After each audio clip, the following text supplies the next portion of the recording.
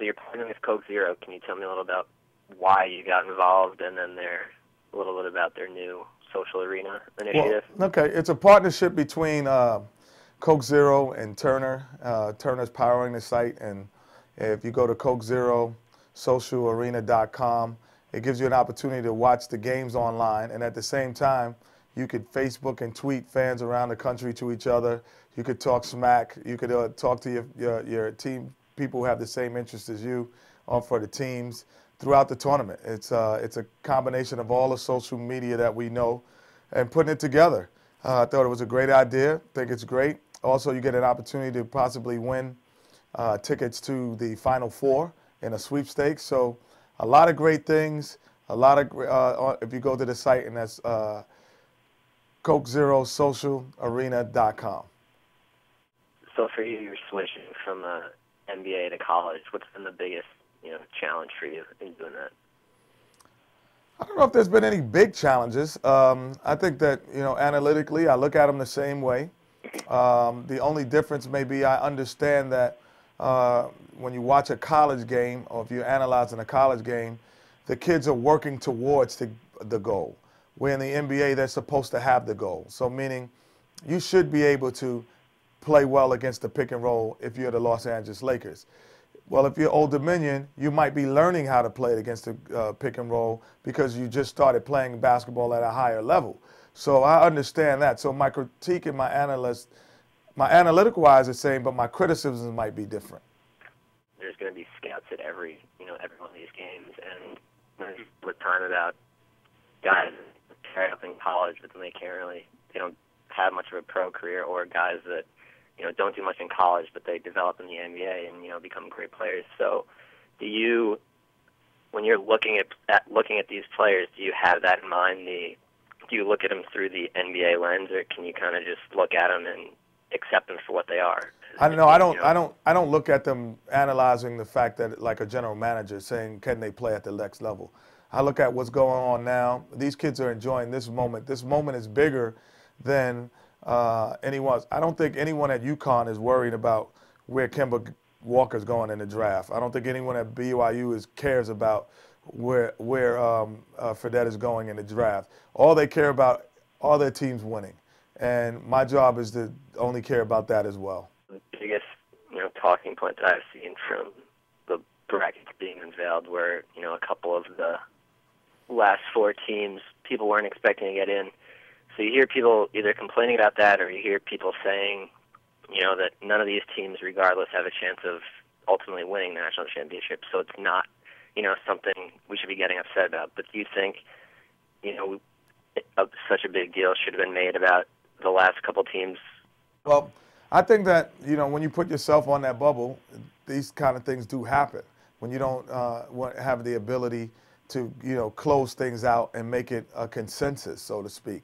But I don't feel that you should ever say that a team should be in over another team, because the teams that did get in, those kids work just as hard, and their coach works just as hard. Their staffs, the student body supports them just as much.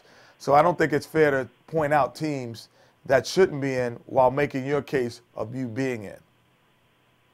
Mm-hmm. Not necessarily who do you think is the best player, but is there one, what player in particular fascinates you the most out of all the teams that are in the tournament?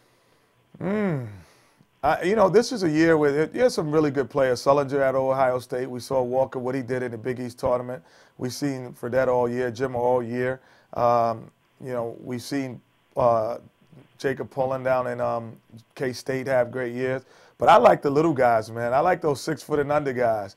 I like the Isaiah Thomases of the world, the two Holloways. I like the Irvin Walkers. I like those guys who can dominate the game and they're not supposed to in terms of their physical stature.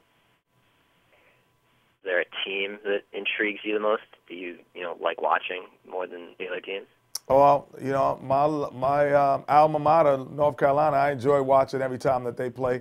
I like the way they progressively gotten better over the regular season from October till now in March.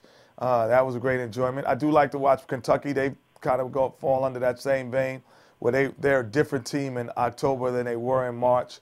Louisville. I just love what Rick Pitino does in terms of coaching style. So I always enjoy watching those guys coach and what they do down in Louisville. What teams are in your Final Four, and who do you think's going to win it all? If you had to. Well, I'm going with my alma mater to win it all. Let's start there with North Carolina. I think they're going to beat Ohio State in the regional. I think Duke is going to make the Final Four this year. I think Kansas will make the Final Four out in their bracket.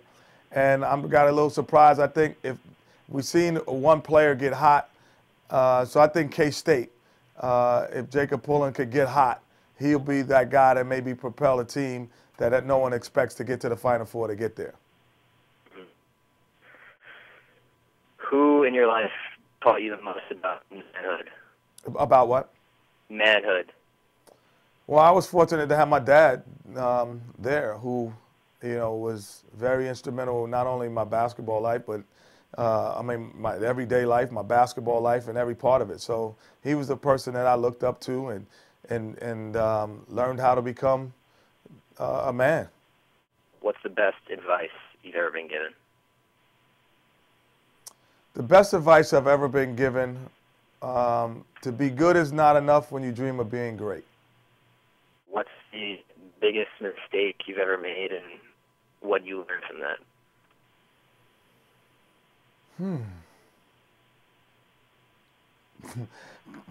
My biggest mistake, comically, is I sat on a basketball when I was 8 years old.